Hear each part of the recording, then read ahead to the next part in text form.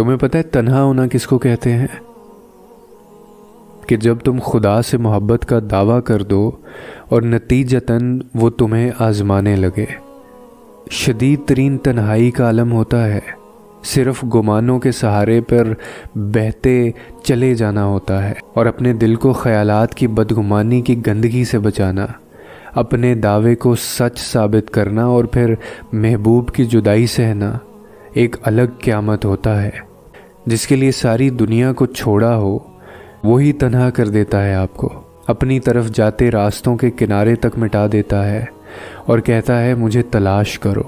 جس کو پہلی بار اتنی مشکل سے پہچانا ہو، وصل کی خوشبو دیے بنا جدا کر دیا جاتا ہے اور کہتا ہے ایک بار پھر سے مجھے تلاش کرو۔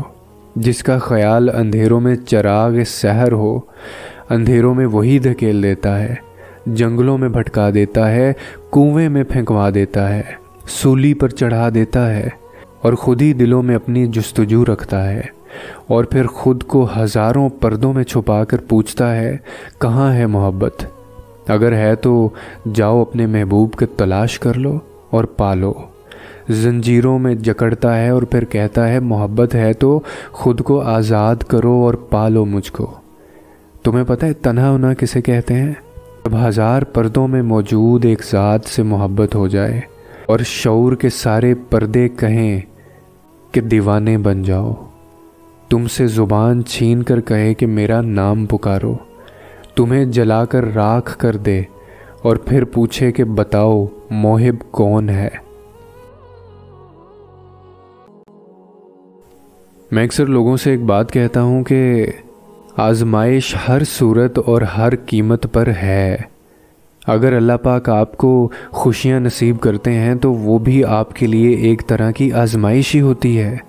آپ کو آزمایا جاتا ہے کہ آپ کو اس خوشی میں آپ کے اپنے یاد ہیں، وہ لوگ جو آپ کو ہمیشہ یاد رکھتے ہیں، یا پھر آپ کو اللہ پاک یاد ہے جو تمام طاقتوں کا مالک ہے، جو ہر قدرت پر قادر ہے، جس نے آپ کو یہ خوشی نصیب کی ہے۔ کیا آپ نے اس کا شکر ادا کیا، یا پھر آپ اس خوشی کے نشے میں اتنے مگن ہو گئے کہ سب بھول گئے؟ بس محض خوشیاں بھی ہمارے لیے آزمائش ہی ہوتی ہیں کہ ہم اس پاک پروردگار کا کتنا شکر ادا کرتے ہیں، کتنے احسان مند ہیں ہم اس کے۔ کسی بھی طرح کی پریشانی، غم یا دکھ بھی تو ہمارے لیے آزمائش ہی ہوتے ہیں، بہت ہی بڑی آزمائش ہوتے ہیں جن سے ہمارا صبر آزمایا جاتا ہے کہ آخر ہم اگر خوشیوں میں اللہ پاک کا شکر ادا کرتے ہیں تو کیا پریشانیوں میں اللہ پاک سے مدد مانگتے ہیں، اس کی صبر کی تلقین یاد رکھتے ہیں؟ اللہ پاک اس آزمائش کے ذریعے ہمارے صبر کے پیمانے کو آزماتا ہے، کیونکہ اللہ پاک کے راستے پر چلنا بہت مشکل ہو جاتا ہے۔ جب آپ کا دل راستے پر چلتے چلتے ڈگمگا جائے تو پھر اللہ پاک ان آزمائشوں کو ہمارے اوپر ڈال دیتا ہے کہ ہم اس کی رضا میں راضی رہیں، ہم اس راستے پر چلنے کے لائق ہیں بھی یا نہیں۔ اسلام میں ہر چیز کا جواب موجود ہے، لیکن کسی کیوں کا جواب نہیں ہے۔ بس جو حکم ہو گیا سو ہو گیا، اس پر عمل کرنا ہمارا اولین فرض ہے۔ ہمیں اللہ پاک کے بتائے گئے راستوں پر ہی چلنا ہے، چاہے جتنی بھی مشکلیں آ جائیں۔ ہمیں اپنی نہیں منوانی، صرف اس پروردگار کی سننی ہے، اس کی رضا میں راضی ہونا ہے، ہر حال میں صبر اور شکر کا دامن تھامے رکھنا ہے۔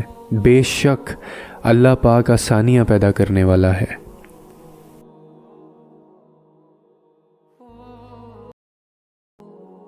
اللہ سے زیادہ کون سمجھتا ہوگا اپنے بندے کے دکھوں کو؟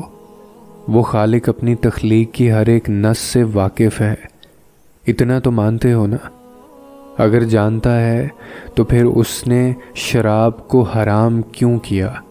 وہ جانتا ہے کہ میرا بندہ کن اذیتوں سے گزرے گا، پھر بھی اس نے نہیں کہا کہ تھوڑی سی پی لینا غم بھلانے کے لیے؟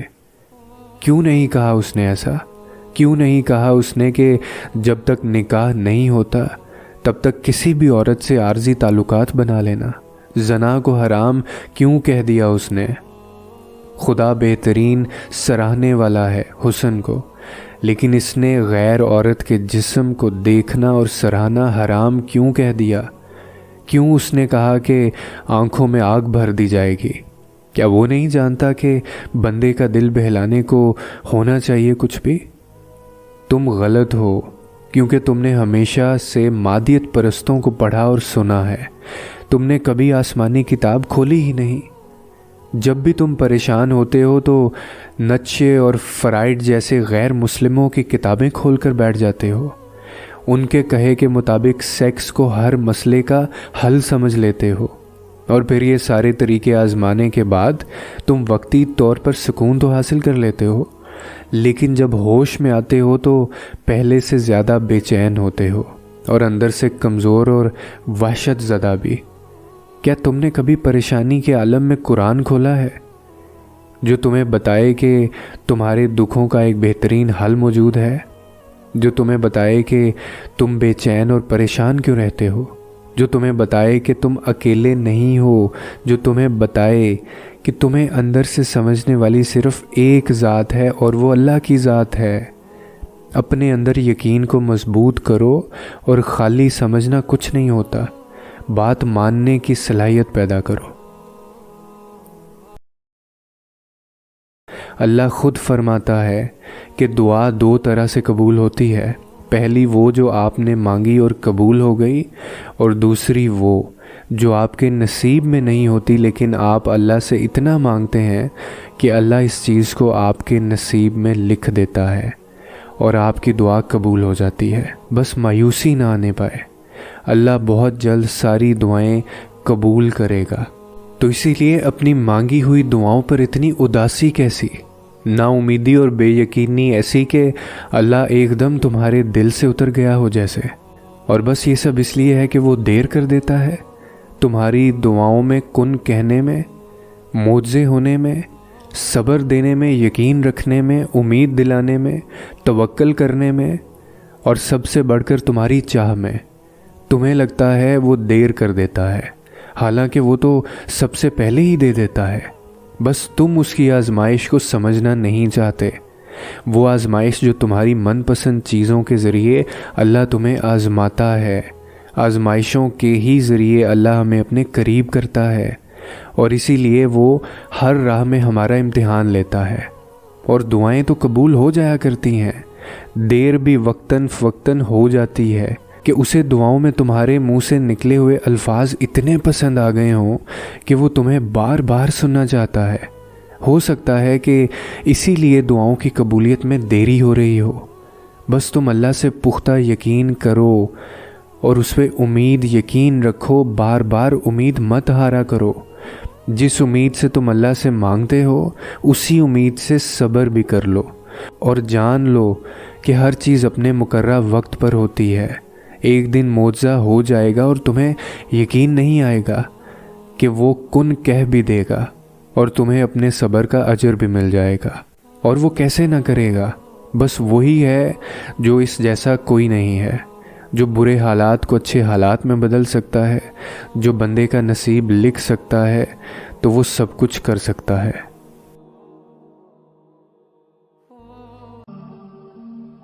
ایک بات کہوں تمہیں، اگر مانو گے تو ہمیشہ زندگی میں یقین رکھنا، چاہے آپ زندگی کی آخری سانس کیوں نہ لے رہے ہوں، چاہے آپ سمندر میں ڈوب رہے ہوں، چاہے آپ غمگین کیوں نہ ہوں، چاہے آپ امید کا دامن چھوڑ چکے ہوں، چاہے آپ زندگی کی ہر بازی ہار چکے ہوں، چاہے آپ 2 وقت کی روٹی کو ترستے ہوں، چاہے آپ فرش پر سوتے ہوں، اس بات کا یقین رکھیں، اللہ تعالیٰ جو کرتا ہے ہر کام میں بھلائی سوچ کر کرتا ہے، اور یہ سب تو آزمائشیں ہیں۔ وہ یہ دیکھنا چاہتا ہے کہ اس کا بندہ تشکر کی راہ اختیار کرتا ہے یا شکووں کے انبار لگا دیتا ہے۔ وہ یقین کے سفر سے تمہیں اپنے قریب کرنا چاہتا ہے، وہ تمہیں تنگی دے کر جنت کی وادیوں میں سفر کروانا چاہتا ہے، وہ صبر عطا کر کے عزت کا مقام دینا چاہتا ہے۔ اسی لیے ہر حال میں یہ یقین رکھیں کہ اللہ تعالیٰ سب سے بہتر کرتا ہے اور کرنے والا ہے، جیسا اس نے یوسف علیہ السلام کے ساتھ کیا۔ حضرت یعقوب علیہ السلام کو صبر دے کر ان کو آخر میں بشارت دی۔ ان کا یقین تھا خدا کی ذات پر، جس کی بدولت اللہ تعالیٰ نے ان کی سن لی۔ ایسے ہی آپ بھی کوشش کریں کہ یقین کی راہ سے کبھی مت ڈگمگائیں، بس الحمدللہ کا ورد اپنے لبوں پر جاری رکھیں۔ بہت خوبصورت ہے اللہ سے محبت کا احساس۔ وہ آزمائے گا تمہیں تکلیفیں دے کر، وہ آزمائے گا تم سے کسی خاص کو دور کر کے۔ سنو، پریشان مت ہونا، اللہ تعالیٰ پر یقین رکھنا، وہ ہم سے بہت محبت کرتا ہے۔ اس رب العالمین سے شکوہ مت کرنا کبھی، اس کی ذات پاک ہے، نا امید نہیں ہونا، بس اس کی ذات پر یقین رکھنا، ایسا یقین کہ وہ تمہیں اکیلا کبھی نہیں چھوڑے گا اور نہ اس نے چھوڑا ہے۔ وہ تمہاری ساری مشکلات کو ختم کر دے گا، وہ تمہیں اس چیز سے نوازے گا جس کی تم اللہ کریم سے آس لگائے بیٹھے ہو، پھر تم مسکراتے ہوئے شکر کا سجدہ کرو گے انشاءاللہ۔ بس اس پاک پروردگار سے نا امید مت ہونا، ہمیشہ الحمدللہ پڑھنا، ساری مشکلیں آسان ہو جائیں گی۔